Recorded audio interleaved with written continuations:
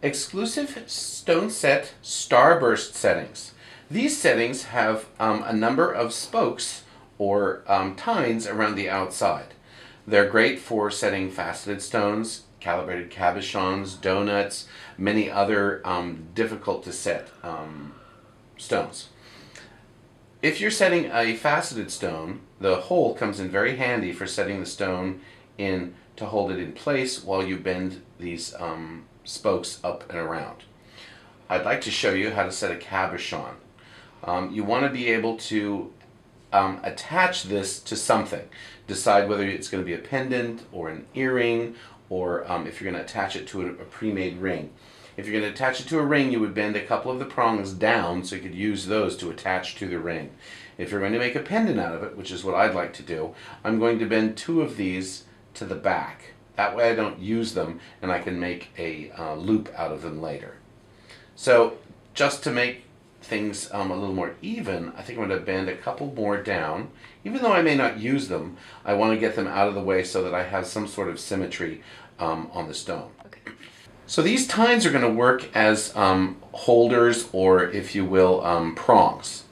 So I'm going to slowly bring a couple of them up, making sure I've still got the stone as centered as possible. And I need to be able to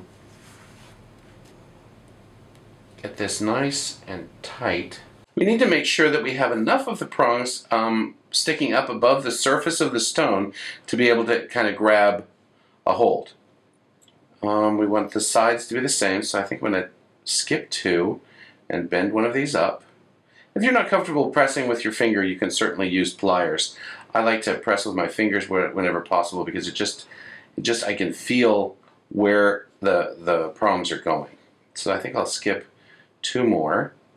The reason I'm skipping these is I want to be able to make a pattern, and I want to make sure that I have, as closely to symmetrical as possible. And it could be completely asymmetrical. That's perfectly fine as well. Now that I have these up, now I can go and tighten each one of these little prongs down to the surface, and I'm using my curved chain nose pliers as a burnishing tool because the surface is nice and flat and it won't scratch, and you can get a nice little bend. So I'm just going to keep going around, getting that little bend down onto the surface when I can. And continue to get these in and tight so that we can hold our stone in place. You don't want to, specifically with this type of a calibrated cabochon, you can scratch them pretty easily because most of them are soft. So you want to be very careful about bending these up and over. That's another reason to use a nice flat tool to burnish them. Okay, so we've got those down. We've got the two that we're going to make the bail out of. So that this one is. Alright, so now our stone is fairly well set. It's probably going to hold with no problems. Now we can start doing something fun with these. If you notice, because there's 25 of these tines or spokes, it's sometimes a little difficult to get it exactly right, but it's okay. It's kind of a fun piece of turquoise anyway, so we'll be able to do. Some of the things you can do is you can twist these, which it's good to count how many twists you take, which makes a nice little twisting look to get some really fun light play. And then I'm just going to bend this over a little bit. Oh, it went to the side, so I kind of like that. So we will do one on the other side, and this is going to be the top, so we're going to twist in the opposite direction, and then do the twist outward so that we can have that little, sort of a little hook there.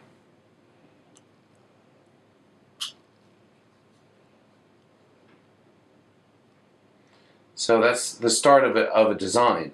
Now we could also curl this straight up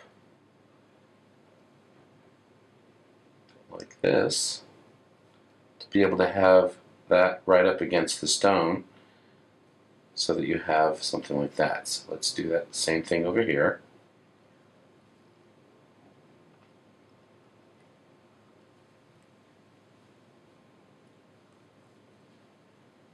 Put that right up against there. So you can kind of see that we're starting to have sort of a pattern that's beginning. And you can do whatever you'd like on the others. On the back, now I'm going to make us a little bail so that this could be put on a chain or something else. So we're going to pull one down and one up. Use the round nose pliers to kind of start a curve. And we're going to do the same thing on this other one. Get our curves about the same, and then just pinch that together, and you've formed a bail on the back. Now, the StoneSett Starburst is really a very, very easy thing to do. You just need a little bit of wire wrapping skills, and you'll be able to do all kinds of really fun, interesting things with cabochons and faceted stones and things of that nature. Now, because I don't really need those two pointing down, I could do a number of things, but I think I'm just going to put those back up and do maybe some curls on these that are round. Kind of liking the way that's looking, so we'll just finish this out by rounding those off. Just go around and do the same thing with the tip of those round nose pliers.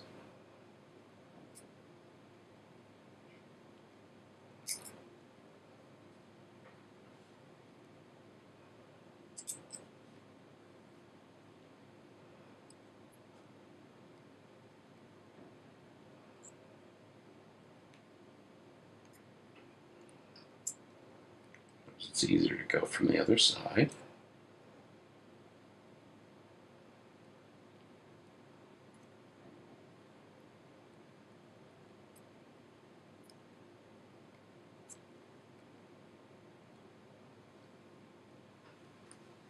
And as you can see, in just a few minutes, you can have a finished piece of jewelry that you set yourself with the exclusive StoneSett findings. We have another piece here that I'd like to show you that's set with a very large CZ, and we use the same techniques, only because this is a faceted stone, we've put the culet of the stone into the center, and then we've used the sides as curved in, similar to the turquoise, but those hold the stone up, and then we have the the longer prongs coming up and over to hold the stone in, and the stone is securely set, and we just added some beads to it. So a couple of uses for the StoneSett Starburst, exclusive StoneSett by Beadalon.